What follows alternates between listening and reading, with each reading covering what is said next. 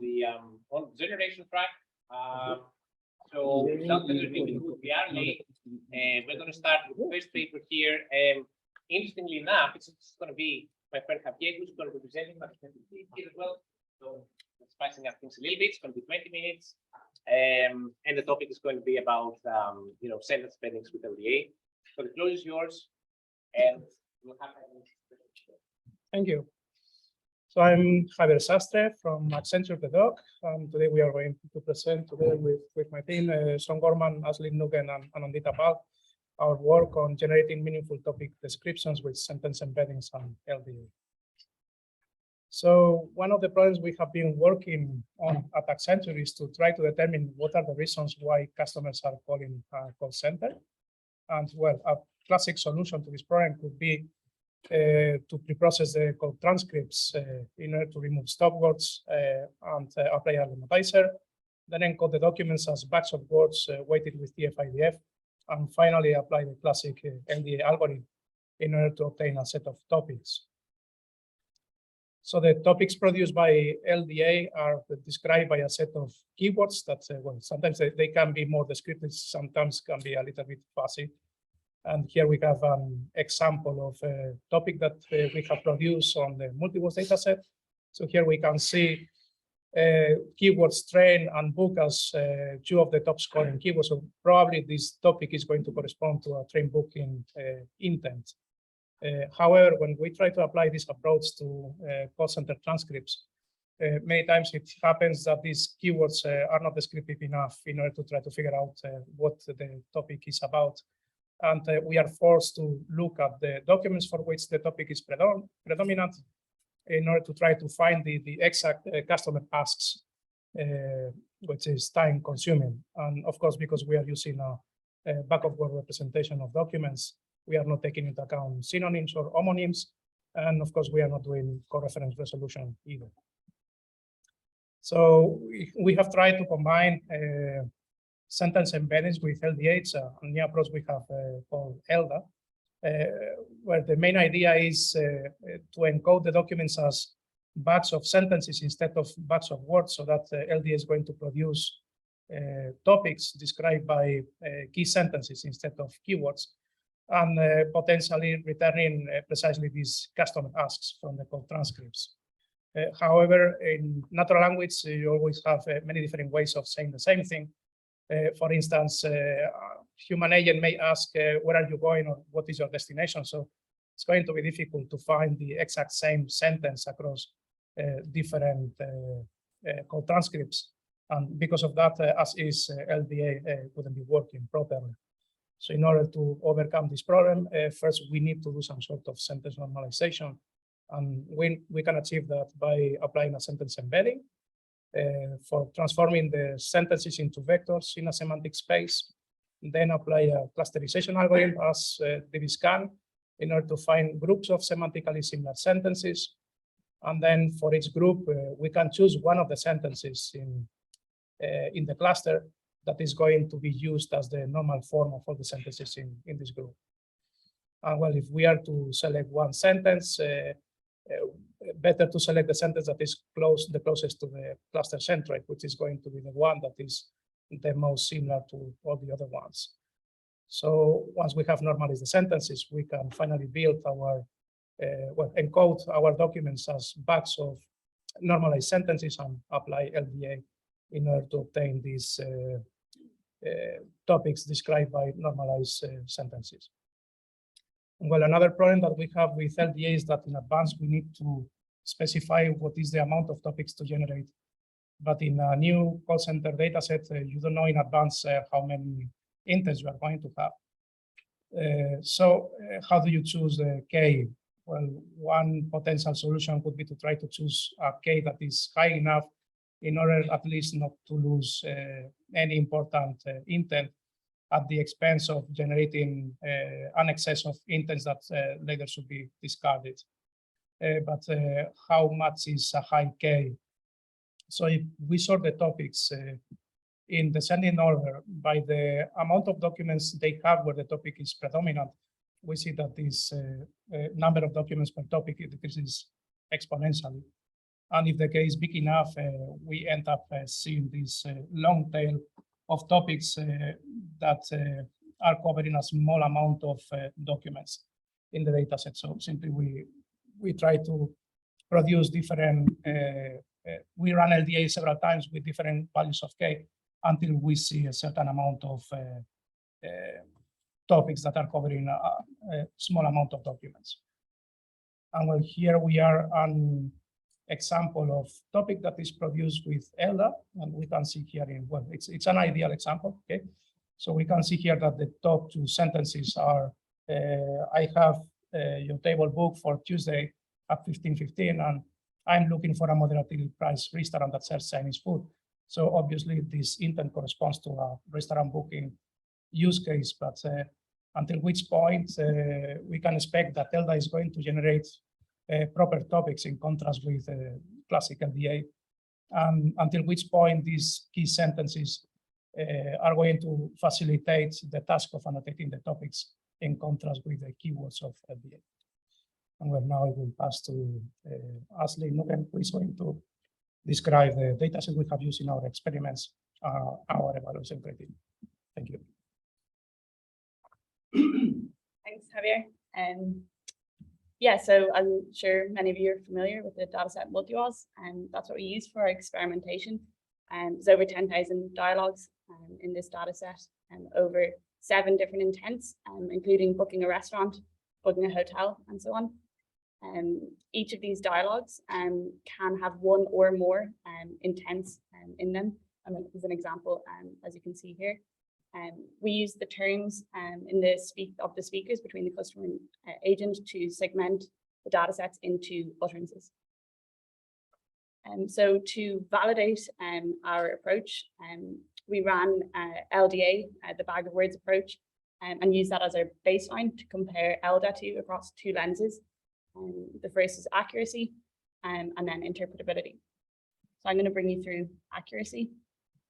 So we wanted to verify if our ELDA approach could match or exceed the LDA baseline in accuracy in identifying the topics for each dialogue. So when we have a topic model, the approach we wanted to use to calculate an accuracy score was by first manually labeling the topics. So how we do this is we take a topic and we look at the key utterances for that topic and use the scores to help inform our choice of the topic. So for this topic 0 here, it's quite clear that the intent here is restaurant. So we label this topic as restaurant. However, sometimes the key utterances may seem unclear as what the intent is. And in that case, we label the intent as blank. So we repeat this process for the number of topics that we found for the topic model. And the next step then is to assign these topics to the dialogues, because the goal here is to label each of the dialogues with the topic labels. So to assign topics to dialogues, we take the dialogue topic matrix, calculate the mean of the matrix. In this case, in this example, the mean is 0.2. We use this then as a threshold to filter out topics. So for the first row here, dialogue ID 0 gets assigned topic 0 and topic 3. So we use this approach to fill out and label all of the dialogues. And so now we have predicted dialogue labels for all of the dialogues in the dataset. And now we can calculate the overlap score. And so we define a hit as any match between the predicted dialogue label and the true dialogue label. And if there's no match at all between the two, this is a miss. And then the overlap score, or the accuracy score, is the number of hits over the total number of dialogues. So in terms of initial results, we ran our ELDA pipeline using the dbScan hyperparameters you can see here. The optimal number of topics we got was 39, and we received an overlap score of 0.76. So we thought this was a reasonably good start. And then we ran the same LDA baseline with default configuration and ran the same labeling technique and got an overlap score of over 0.92. So this led us to trying to see how could we improve our ELDA approach. And the very first experiment we ran was by increasing the EPS value in the hyperparameter of DB scan. And as you can see here, it had a significant improvement on the overlap score. And this led us then to undertaking a hyperparameter tuning approach, which I'll pass to Sean now to take you through. Yeah, so as Aisling showed there, initially we weren't quite getting as good performance versus just the baseline LDA we're comparing to, but we saw that even changing just one of the parameters in the clustering algorithm managed to improve the performance. We want to do a more comprehensive grid search of the hyperparameters to see could we pull out some more performance from our approach. So the three hyperparameters we looked at were the minimum points per cluster and epsilon values of that clustering algorithm, as well as trying out three different flavors of sentence encoders. The baseline LDA that we were comparing to here had no hyperparameter tuning as such, but we did apply some standard pre-processing steps to the data there. One of the ones that we used here, so we're using the Jensen library for topic modeling, and this has some inbuilt filtering, which filters out very frequent and infrequent terms within your corpus. We did try this out as well with the ELDA approach, but due to the number of clusters being much smaller than the number of terms, this had virtually no effect on performance or taken out any of the clusters. Just worth noting as well here that for the number of topics for any of the models we outputted here, we use the exponential decay approach that we described earlier. So when calculating this overlap score, we had devised, you saw earlier that we were manually labeling each of the topics, but obviously we have a large grid here that we're trying to test out. It's going to be pretty infeasible to manually label the topics for every single model that we output. So we wanted to come up with a kind of automated way of labeling the topics so that we could run our grid search and compare different models. So we came up with an approach that we called Oracle labeling, and I'll quickly describe that here. So not dissimilar to the approach we had to labeling the dialogs when we actually have the topic labels. What we do is take the same mean probability across this entire dialog topic matrix, so in this case, it'd be 0.2. And then for each single topic, we look at all the dialogs that are above this threshold. So these would be our selected dialogs, and then we take those. Then with those selected dialogs, we count up all of the intents, and so we count up their frequencies. Worth just reiterating here that each single dialog can have a label of multiple intents. And then we take the top intent to be the Oracle label for that specific topic, and then we compute the overlap score just as we did before, but now obviously just much more automated and easier. So we showed earlier that our LDA baseline was getting a performance of close to 93%. And then we ran our grid search across all these different hyperparameter values that I showed earlier. And a good few of them were able to eclipse the performance of the baseline LDA. So our best model was using the multilingual universal sentence encoder for a minimum points per cluster of 5 and an epsilon value of 0.5. And we were able to get a good bit over 95% on this here. So pretty happy with the performance we got over LDA, or the baseline LDA we had here. But obviously we've come up with this Oracle labeling approach. We wanted to actually check, okay, does this actually make sense from a human perspective? Would I guess a manual labeler actually agree with the predictions it's making? So in order to validate the use of Oracle labeling in ELDA optimization, two annotators manually annotated the topics of the baseline LDA and our best ELDA models, and we compared these manual labels with Oracle ones. So this comparison table shows more than 70% overlap for both the models across both the annotators. For the final accuracy calculation for our baseline LDA and best ELDA models, we calculated the overlap scores between the manual annotations obtained from the two annotators and the ground truth. And as you can see, the accuracy table shows on an average of around 90% overlap for both the models. We also compared the true intent ratio with that obtained from our LDA and ELDA models. And as you can see from the plots that all the LDA performed better in matching the ground truth, ELDA also was able to identify the most frequent 5 intents. So with this, we end our first evaluation criteria, accuracy. Next, we'll talk about our second evaluation criteria, interpretability. In this section, we analyze the top key items of the topics obtained from our baseline LDA and the best ELDA models, and we compared their interpretability in facilitating the task of manual labeling. This table shows the top 10 keywords of the 3 largest LDA topics. As you can see that the keywords like train, depart, etc. They lack the context and the meaning required to understand and interpret this and label these topics unless someone is familiar with the multiverse intents. Often we have seen that in manual labeling tasks, the user has to read all the documents within a topic to understand what the topic is about because the topic keywords alone may not provide enough context. But if the same keywords are used with sentences, they become more meaningful, as you can see in this table, which is showing the top 10 key utterances of the 3 largest ELDA topics. So here sentences like, I need a train on Thursday, or what day or time would you like to depart? They are more meaningful than just train and depart, and they provide the context required to understand and label these topics with little to no need of reading the documents within that topic. Thus, ELDA reduces the manual effort in labeling the topics because the top key utterances provide the context which sometimes the top keywords fail to provide.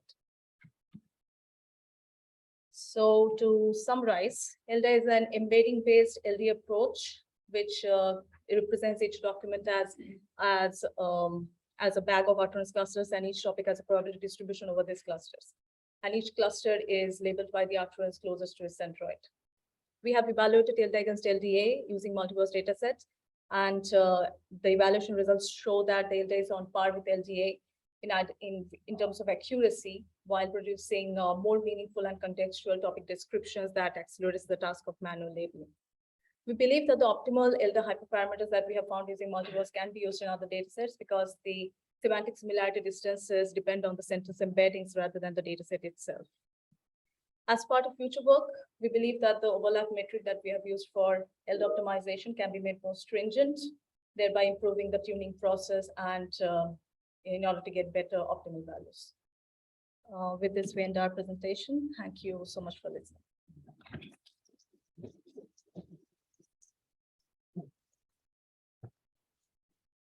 Thank you very much, everyone, for this very interesting talk. We have plenty of time for questions, actually. So, anyone will go? We have a question here.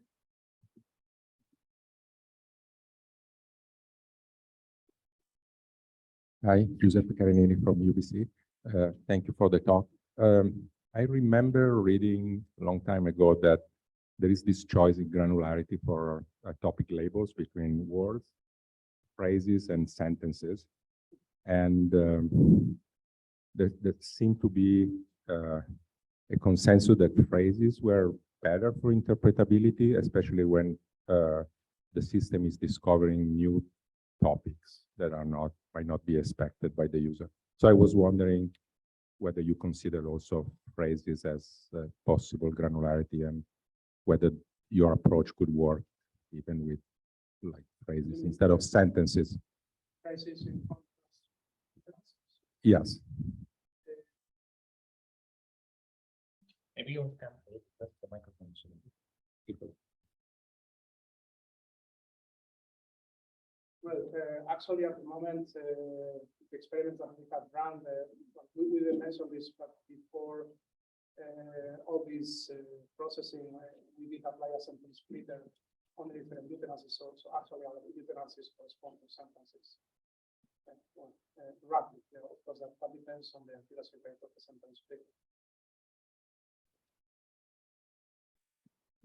Just maybe it would be interesting to try at the phrase level. We didn't look at the phrase level, I guess it wasn't very clear to us, but I probably because we're looking at dialogue, we're already in different stage. We weren't looking to split it further, but definitely could be an area to another lens to look at it, looking at. Any other questions? No? Can I ask something? So you had you had several things, it's amazing going on over there, but at some point you did some sort of kind of like workable labeling over there. And I think at some point you also chose a threshold that would define what you should be looking at, whether what you shouldn't be looking at. And I'm wondering how sensitive is that kind of like magic number? It was 0.2 or something, right? Yeah. I mean, if you were to go and look at the ones that were below the threshold, was there too much going on? Yeah, so yeah, we're kind of trying to think of a value, and it just so happened that we tried the mean of the whole dialogue topic matrix, and actually seemed to work well. But like heuristically, Yeah, but obviously, probability distribution is right skewed. And so using the mean filters out a lot of it. So yeah, if the threshold is too high and dialogs don't get labeled, but if it's too low, some of the dialogs can get assigned all of the intents or all of the labels. And so yeah, we found that the mean was a good kind of happy place for that. And a follow up on that. So when you were looking actually at the clusters, and I know that has to do, this is specific to multi-voice, right? But like, did you find that you had things over there, like phrases over there that had like lots of pronouns, or they were fragmented, so that wouldn't allow you to actually identify the label very easily, or that wasn't too much of a problem there? So how, in other words, how hard was it to actually attach a label to particular references in the cluster? Well, it was an automatic labeling approach that we used anyway, so it just takes a while. So how pure was that? I mean, like, what was the quality of that? That's what I'm trying to understand. Like, Yeah, if you port to a data set which is way more noisy, Yeah, more yeah. contained, Yeah. how would that? I guess, yeah, when you are looking, you probably do need to remember to ignore the any place names or any named entities. I know we have done before, which was when applying name entity recognition prior to that to, I guess, remove some of that noise, but it didn't seem to have a huge effect moving them a lot in this case. So for simplicity, that's the best route. Omitted the named entity recognition. Well, yeah, it would be good idea to just highlight some of that noise. Thanks. Any other questions from the audience? No? And I guess we can stop and thank the speakers again.